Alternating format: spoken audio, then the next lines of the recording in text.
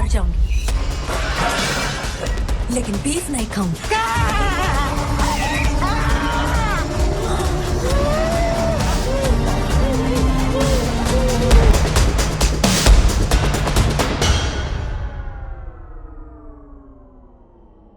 India's largest IT company with 6 lakh employees, a market cap in the trillions, a name that middle-class Indian parents send their children happily towards with hope. And inside one of its offices, for 4 years, something was happening that will make you question everything you thought about this corporate India. 9 FIRs, 7 people arrested, charges that include Section 69 of the BNS. And the HR manager, the person these young women ran to for protection, is also in custody. Because she told them such gestures are common in MNCs. I'm Chandni and this is Unmasked Intel, and this is the full record of what happened inside TCS Nashik. Not the press release, not the suspension statement, the actual FIRs, the actual charges, the actual names. Let's go. The official story here is the TCS Tata Consultancy Services is not just a company, it is an institution. In the financial year 25-26, it reported $2.3 billion in AI revenues alone. Its chairman N. Chandrasekharan is one of the most respected figures in Indian industry. When the story broke, TCS responded quickly. Let me grab their statement to you word by word. What they said is, TCS has long-standing zero-tolerance policy towards harassment and coercion of any form. We have always ensured the highest standards of safety and well-being of our employees at the workplace. As soon as we were made aware of the matter in Nashik, we took swift action. Chandrasekharan personally issued a statement calling the allegations, I'm quoting, gravely concerning and inquisitive. He directed TCS Chief Operating Officer Aradhi Subramanian to lead an internal probe. On the government side, Maharashtra CM Devendra Fadnavis described the incident as so-called extremely serious. The Nashik police formed a special investigation team. That is the real right now. But here is the record. The FIRs, the names, the pattern. The first FIR was not filed because someone in power acted. The first FIR was filed because one young woman on her own walked into Diloy Camp police station in late March 2026 and told the truth. She alleged that a married team leader has misled her with false promises of marriage. And over a period of time, inside the office at locations near Timbuk Road, he had sexually exploited her repeatedly. When other women heard that she had spoken up, they came forward, case after case, the same office, the same pattern. By 3rd of April 2026, 9 FIRs were on record, 8 filed by women, 1 filed by a male employee. And the pattern across all 9 FIRs was so similar that police described it as coordinated. Let me give you the names of those arrested because these are not allegations against an unnamed mass. These are specific individuals with specific charges. According to the reports and police records, let me grab that names for you. First is Asif Ansari, Shafi Sharik, Shahrukh Qureshi, Raza Rahman, Tarif Akhtar, Danish Shekhar, all team leaders, holding direct authority over the women they targeted. And the 7th person arrested, Nidha Khan, the HR manager, but I'll come to her in a moment. The charges filed under the Bharatiya Nahya Sanhita, Section 75 of sexual harassment, Section 78 stalking, Section 79 outraging modesty, Section 299 deliberate acts to outrage religious sentiments, and at least one case carries Section 69 rape. Now, the religious coercion allegations. Because this is what separates this case from a workplace misconduct story into something India's corporate sector has never formally confronted at this scale.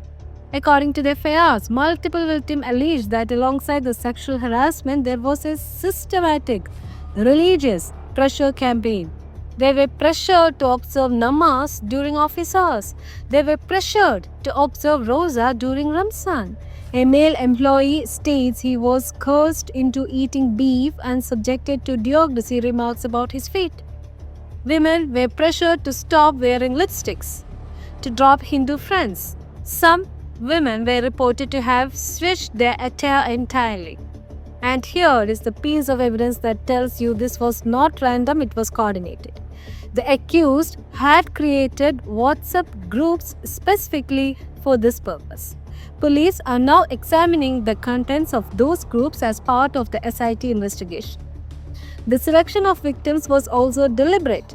According to the Free Press Journal investigation, during job interviews, the accused probed candidates about their household income, their family background, financial struggles.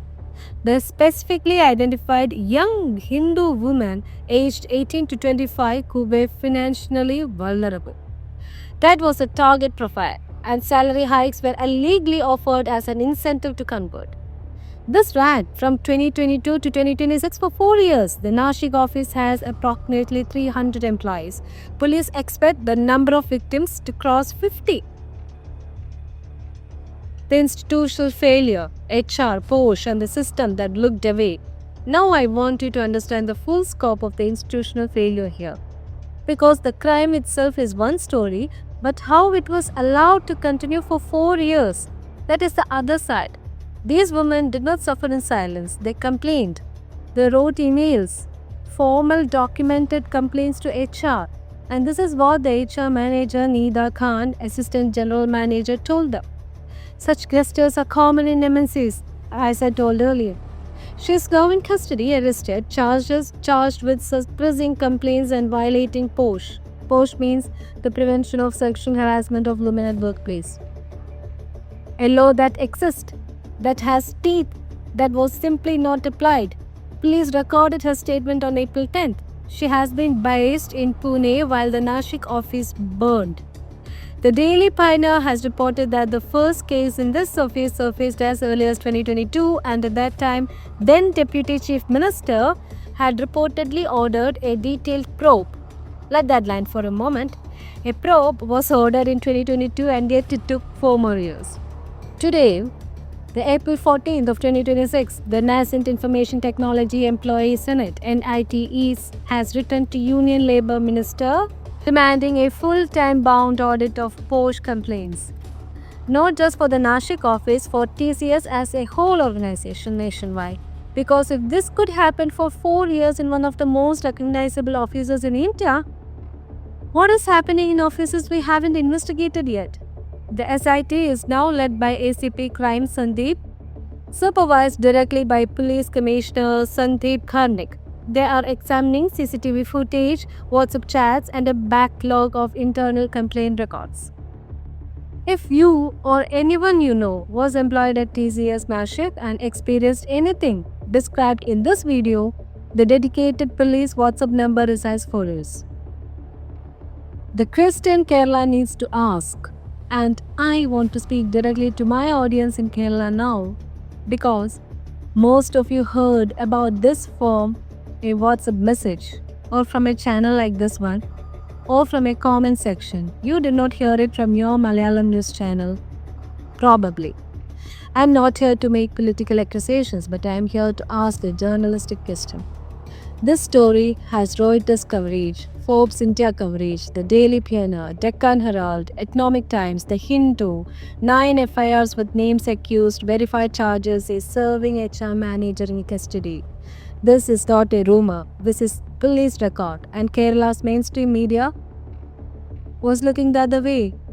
What do editorial teams choose to cover? What do they choose not to cover? And is that the choice neutral? Are you smart enough to find the answer yourself? What I am saying is this. The POSH Act exists, internal complaints committees exist, HR departments exist, and in Nashik, all of it failed. Young women for 4 years. TCS zero tolerance policy is either a policy or is just a press release. The answer will come from the SIT investigation, from the Labour Ministry audit, and from whether justice is actually delivered in court, not in spokesperson statement. The facts are on the record. The names are on the record too. The charges are also there. The institutional failures are on the record. And now, so are we. I'm Chandni. I'll see you for the next one. Stay safe. Report complaints. whenever you feel to.